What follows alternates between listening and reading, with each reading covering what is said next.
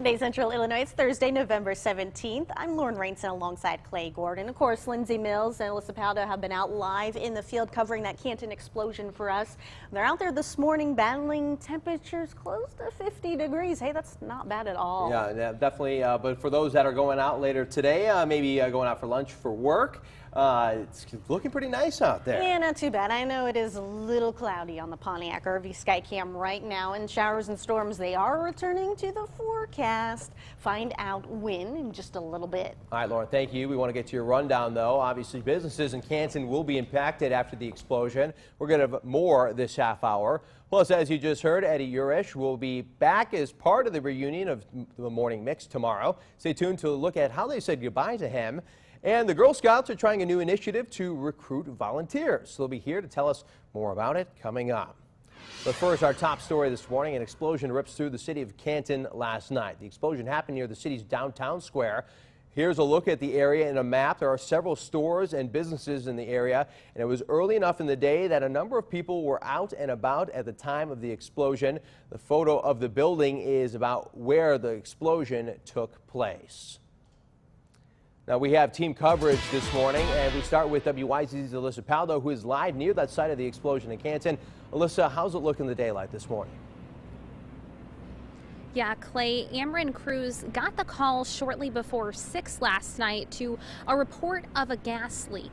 And then that explosion occurred, and one Ameren, Illinois employee we can confirm was killed, 11 others injured.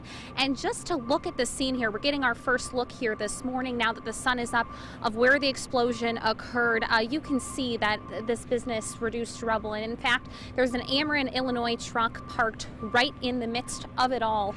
And you can see that that truck sustained damage as well that was parked right here beside the building.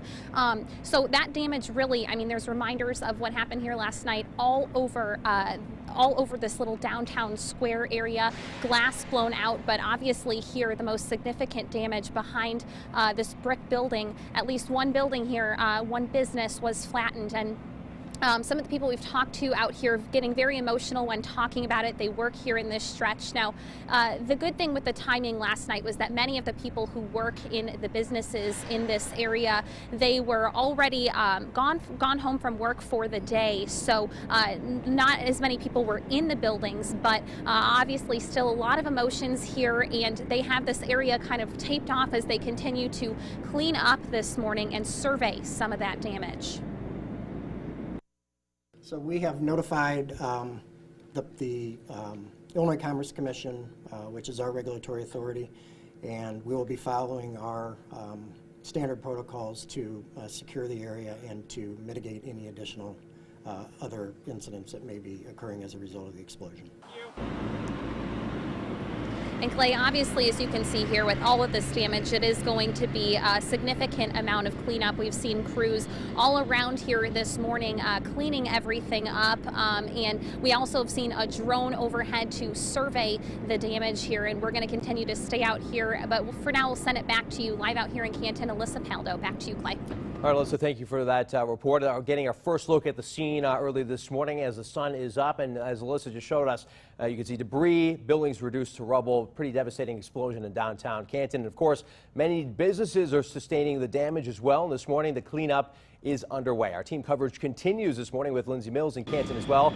She's got a look at the impact of the explosion on some of those businesses. Hey, Lindsay. Clay, as Alyssa just mentioned, it's pretty eye-opening seeing the damage here right now. It's pretty crazy even for us seeing it for the first time in daylight. The wind is starting to pick up around here. You can see the police tape, the caution tape starting to fly around here. But the businesses here, we're starting to see which businesses were directly impacted by this blast. Behind me, this is the Opera House, a professional building. It had that Opera House inside. It also, next door, an advanced rehab and sports medicine facility. It looks like there is another training center just next door. Lots of businesses here across in the square that we were showing you earlier. We had businesses like antique shops. There was a Goodwill, a JCPenney, lots of mom and pop stores, all stores that are completely damaged this morning. Not flattened like the one you see here. This is the only building that is completely flattened. Unclear what was in this building here. We did talk to some of the business owners last night when our WMBD crew, WYZZ crews were on scene. Let's take a listen. I mean, we're going to survive. All of the buildings are going to survive. Canton just pulled together. This is the kind of community that we are, and everybody's going to help everybody, as you can see, and we will survive. You know, we'll get the windows back in, and life goes on. I just hope and Now, pray some everybody people else is here okay. this morning are gathering. They're curious. They either have a business here or they know somebody who owns a business here. And just lots of curiosity, lots of questions. There's still no word on what could have caused something like this to happen. People have been trying to go back into their businesses to get their belongings. Authorities have been doing that for them. We heard the instance of one woman wanting her laptop retrieved, so authorities went and did that for her. But just shock, really, describes what's going on here this morning with some of these business owners and people who know them. For now, we're going to stay out here and get the latest on that for you. Reporting in Canton, Lindsay Mills, WYZZ News. Clay, back to you. All right, Lindsay, thank you. And we got the full coverage of the explosion this morning on our website, ciproud.com. And I know